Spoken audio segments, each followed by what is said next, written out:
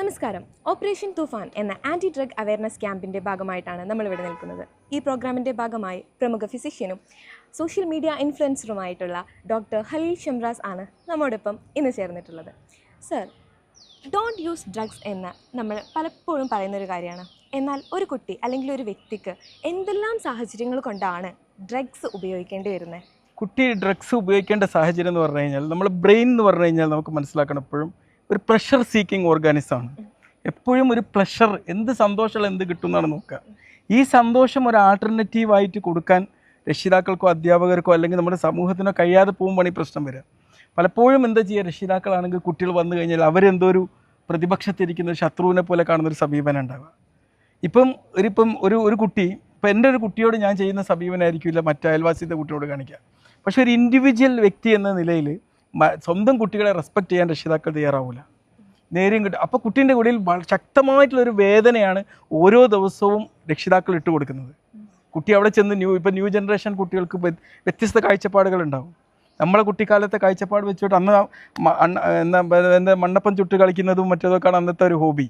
അത് വെച്ചിട്ട് ഇന്നത്തെ കുട്ടികൾ മണ്ണപ്പം ചുട്ട് കളിക്കണം എന്ന് പറഞ്ഞാൽ നടക്കൂല. അവർക്ക് ചിലപ്പോൾ കുറച്ച് ഗെയിം കൊടുക്കേണ്ടി വരും.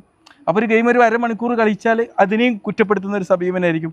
പ്ലഷർ കിട്ടുന്ന പല കാര്യങ്ങളിലും ഒഴിവാക്കാൻ കുട്ടികളിപ്പോൾ കളിക്കാൻ പുറത്തിറങ്ങി, രക്ഷിതാക്കൾ വേണം പോലെടാ, ഇപ്പോൾ ഡെങ്കിപ്പനിയാണ്, അവിടെ കൊതുകാണ്, ഇത് കടിച്ച് കളിക്കരുതെന്ന് പറയും. കുട്ടികളെ കളിക്കാൻ വിടുകയാണ് വേണ്ടത്. മറിച്ചിപ്പോൾ ജസ്റ്റ് കുട്ടികൾ പുറത്ത് പോയിട്ട് സ്വിമ്മിംഗ് പൂളൊക്കെ കഴിച്ചാൽ പറയാം എന്തെങ്കിലും ഒരു ബാക്ടീരിയൽ അസുഖം ഉണ്ട്, അതിൻ്റെ പേരിൽ അതിനെ തടഞ്ഞു വെക്കും. അപ്പോൾ കുട്ടികൾക്കുള്ള പ്ലഷർ നേച്ചുറലായിട്ട് നമ്മളെ തലച്ചോറ് ഒരു ലഹരി എന്താണോ ഉൽപ്പാദിപ്പിക്കുന്നത് ആ കെമിക്കൽ നമ്മൾ തലച്ചോറ് ഉൽപ്പാദിപ്പിച്ച് തരുന്നുണ്ട്. ഇപ്പോൾ ഡോപ്പമീൻ ഉൽപ്പാദിപ്പിക്കാനാണ് ആൾക്കാർ ലഹരി ഉപയോഗിക്കുന്നത്. ഈ ഡോപ്പമീൻ ഉൽപ്പാദിപ്പിക്കണമെങ്കിൽ ഇപ്പോൾ നമ്മളിങ്ങനെ ഒന്ന് തലോടി, അപ്പോൾ നമ്മൾ ഓക്സിറ്റോസിൻ എന്ന് പറഞ്ഞ പ്ലഷർ ഹോർമോൺ ഉൽപ്പാദിപ്പിക്കും. അത് ഉൽപ്പാദിപ്പിക്കേണ്ട ഒരു സാഹചര്യം നമ്മളെ ഇതിൽ നിന്ന് നമ്മളെ വീടുകളിൽ നിന്നും മറ്റും അപ്രത്യക്ഷമായതുകൊണ്ടാണ് കുട്ടികൾക്ക് ഈ ഹോർമോൺ തലേന്ന് ഉൽപ്പാദിപ്പിക്കാൻ വേണ്ടിയിട്ട് എന്ത് ചെയ്യേണ്ടി വരുന്നത്, മറ്റൊരു സോഴ്സ് അന്വേഷിച്ച് പോകേണ്ടി വരുന്നത്. മനസ്സിലായി. ഇതിന് ഒരു പരിധി വരെ ഉത്തരവാദിത്തം നമ്മളെ രക്ഷിതാക്കൾക്കുണ്ട്, അല്ലെങ്കിൽ നമ്മുടെ സമൂഹത്തിനുമുണ്ട്. ഇപ്പോൾ ഒരു ലഹരിക്ക് അടിമപ്പെട്ട കുട്ടിയെ അങ്ങോട്ട് എടുത്ത് വിമർശിക്കുന്ന ഒരു സാഹചര്യം ഉണ്ടാവുക. ആ കുട്ടി എന്തുകൊണ്ട് അങ്ങനെ ആയി എന്നുള്ളതും അതൊരു രോഗമാണ് എന്നുള്ളതും തിരിച്ചറിയാൻ ആൾക്കാർക്ക് പറ്റില്ല. ഒരു ക്യാൻസർ രോഗി വരികയാണ്, അല്ലെങ്കിൽ ഒരു മറ്റ് എന്തെങ്കിലും ഒരു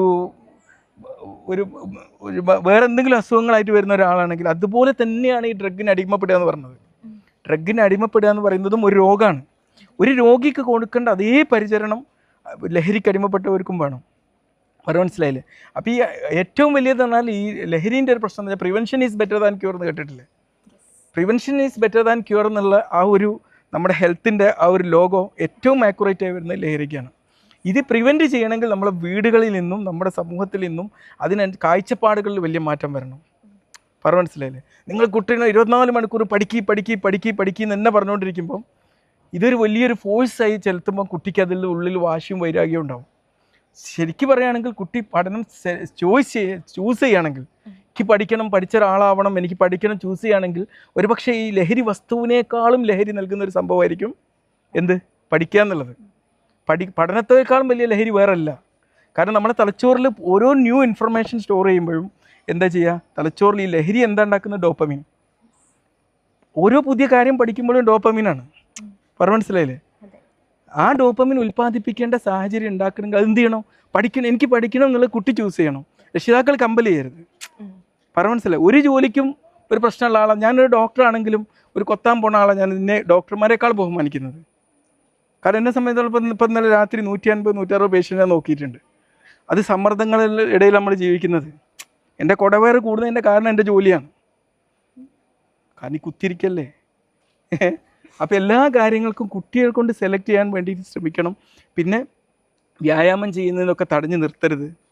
കുട്ടികളെ പുറത്ത് കളിക്കാനൊക്കെ വിടണം. അതൊന്നും വിടാത്തൊരു സാഹചര്യം ഉണ്ടാവും. ഒരു പാട്ടൊക്കെ കേൾക്കുമ്പോൾക്ക് വീട്ടിൽ എന്തൊരു കമ്പൽ ചെയ്യും. എന്തിനാ പാട്ട് കേട്ടാൽ കുട്ടിക്ക് ഈ ലഹരി കൊടുക്കുന്ന അതേ കെമിക്കലാണ് ഉൽപ്പാദിപ്പിക്കുന്നത്. മനസ്സിലായില്ലേ? അതുപോലെ ഇപ്പോൾ ഉദാഹരണത്തിന് മറ്റ് പുതിയ കാര്യങ്ങൾ പഠിക്കുക, മറ്റുള്ളവരോട് കമ്മ്യൂണിക്കേറ്റ് ചെയ്യുക, നല്ല രീതിയിൽ കമ്മ്യൂണിക്കേറ്റ് ചെയ്യുക, ഇതൊക്കെ ഇത് നൽകുന്ന കാര്യങ്ങളുണ്ട്. ഇതിനൊക്കെ റെസ്ട്രിക്റ്റ് ചെയ്യുന്നൊരവസ്ഥയാണ്.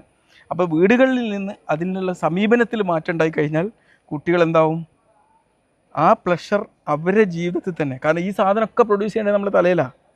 ലഹരിൻ്റെ MDMA മദ്യത്തിൻ്റെ രുചി കണ്ടിട്ടല്ലല്ലോ ആൾക്കാർ കുടിക്കാൻ പോണത്. ബ്രോസ്റ്റ് തിന്ന് രുചി ഈ MDMA കഴിച്ചുണ്ടാകുമോ? എനിക്കറിയില്ല, എനിക്കും അറിയില്ല. മദ്യപിച്ചാൽ ഒരു കയ്പുള്ള സാധനം അത് അടിച്ചോലൊക്കെ പറയുന്നത് കേൾക്കാം. അത്രയും കയ്പുള്ള ഒരു വേസ്റ്റ് സാധനമാണ് ഇവർ ഉപയോഗിക്കുന്നത്. മനസ്സിലായില്ലേ? പക്ഷെ അവർ സീക്ക് ചെയ്യുന്നത് ഈ ഡോപ്പാമീനാണ്. ഈ ഡോപ്പാമീൻ എന്താ പ്രശ്നം എന്ന് വെച്ച് കഴിഞ്ഞാൽ, നമ്മൾ ഇപ്പോൾ ഒരു ആൾക്കാർ സന്തോഷത്തിന് വേണ്ടിയല്ല ലഹരി അടിക്കുന്നത്. സന്തോഷത്തിന് വേണ്ടി ആൾക്കും ലഹരി അടിക്കേണ്ട കാര്യമില്ല. സന്തോഷം എപ്പോഴും നമ്മുടെ തലയിലുണ്ട്. ഇപ്പോൾ നമ്മളൊക്കെ സംസാരിച്ചുകൊണ്ടിരിക്കുമ്പോൾ സന്തോഷം കിട്ടുന്നില്ലേ? അല്ലേ? ഈ കമ്മ്യൂണിക്കേഷൻ ചെയ്യുമ്പോൾ ഒരു സന്തോഷം കിട്ടുന്നില്ലേ? അത് ഓട്ടോമാറ്റിക്കലി നമ്മുടെ തലയിലുള്ള സാധനമാണ്. ആൾക്കാർ എന്തിനാണ് ലഹരി ഉപയോഗിക്കുന്നത്? തലയിലുള്ള ഒരുപാട് പ്രശ്നങ്ങളുണ്ടാവും. ഈ പ്രശ്നങ്ങളെ മറച്ചു വെക്കാൻ വേണ്ടിയിട്ടാണ്, അല്ലെങ്കിൽ ഈ പ്രശ്നങ്ങളിൽ നിന്ന് ഓടി മറിയാൻ വേണ്ടിയിട്ടാണ് ലഹരി ഉപയോഗിക്കുന്നത്. അവിടെ പ്രശ്നം സോൾവ് ആവുന്നില്ല. പ്രശ്നം അതിൻ്റെ ഉള്ളിൽ തന്നെ ഉണ്ടാവും. അതിൻ്റെ ഉള്ളിൽ ഒരു കവറിങ് ഇട്ട് കൊടുക്കുകയാണ്. ഈ കട്ടൺ ഇങ്ങോട്ട് മാറ്റി ലഹരി ഉപയോഗിക്കുമ്പോൾ ഈ കട്ടൺ ഇങ്ങോട്ട് മാറി അങ്ങോട്ടാക്കും, അടക്കും, പിന്നെ ഇങ്ങോട്ട് തുറക്കും. പിന്നെ എന്താ പ്രശ്നം വെച്ചാൽ ലഹരിയിൽ എന്ന് പറഞ്ഞാൽ ഡോപ്പമിൻ അമിതമായ ഡോസിലാണ്. ഇപ്പോൾ പെർഫ്യൂം നമ്മളറിയാം. പെർഫ്യൂം നമ്മൾ കുറച്ചടിച്ച് കഴിഞ്ഞാൽ അത് നല്ലൊരു സുഗന്ധം നൽകും. അതിങ്ങനെ വാരി അങ്ങോട്ട് കഴിക്കുകയോ അല്ലെങ്കിൽ കുടിക്കുകയോ ചെയ്തായിരിക്കും അവസ്ഥ. അത് പറ്റൂലല്ലോ. അത് പ്രശ്നമായി മാറും. ഇതേ അവസ്ഥയാണ് നമുക്ക് നേച്ചുറലായിട്ട് നമ്മുടെ തലച്ചോറിന് ഉൽപ്പാദിപ്പിക്കാൻ പറ്റുന്ന ഈ കെമിക്കൽസ് എന്ന് പറഞ്ഞാൽ അത് നമുക്ക് എന്നും ഒരു ശാന്തമായ അന്തരീക്ഷം. അതിന് നമ്മൾ എന്ത് ചെയ്യണം? ഇപ്പോൾ ഈ നിമിഷത്തിൽ ജീവിക്കുക, മൈൻഡ്ഫുൾനെസ്, ഈ നിമിഷത്തിൽ ജീവിക്കുക. പിന്നെ നമ്മളെ ചിന്തകളെ നമ്മൾ എന്ത് ചെയ്യണം? നമ്മൾ ഇത് ചെയ്യണം. ഇപ്പം എനിക്കൊരു പ്രശ്നമുണ്ട് എന്നുള്ളതും ഒരു പ്രശ്നമുണ്ട് എന്ന ചിന്ത ഉണ്ട് എന്നുള്ളതും വ്യത്യസ്തമാണ്. പ്രശ്നമുണ്ട് എന്ന് പറയുമ്പോൾ നമ്മുടെ തലയിൽ പ്രശ്നങ്ങൾ ഉണ്ടാവുകയാണ്, അത് നമ്മളെ പ്രശ്നമാണ്. എന്നാൽ എനിക്കൊരു പ്രശ്നമുണ്ട് എന്ന ഒരു ചിന്ത എന്നിലുണ്ട് എന്ന് പറയുമ്പോഴോ നമ്മളത് ഡിറ്റാച്ച് ചെയ്യുക. അതൊരു സ്റ്റോറിയാണ്. ഈ സ്റ്റോറി രൂപത്തിലൊക്കെ ആക്കാനും അങ്ങനത്തെ ഒരുപാട് മാറ്റങ്ങൾ ഉണ്ടായി കഴിഞ്ഞാൽ ഈ അടിത്തട്ടിൽ നിന്നാണ് മാറ്റങ്ങൾ ഉണ്ടാവേണ്ടത്.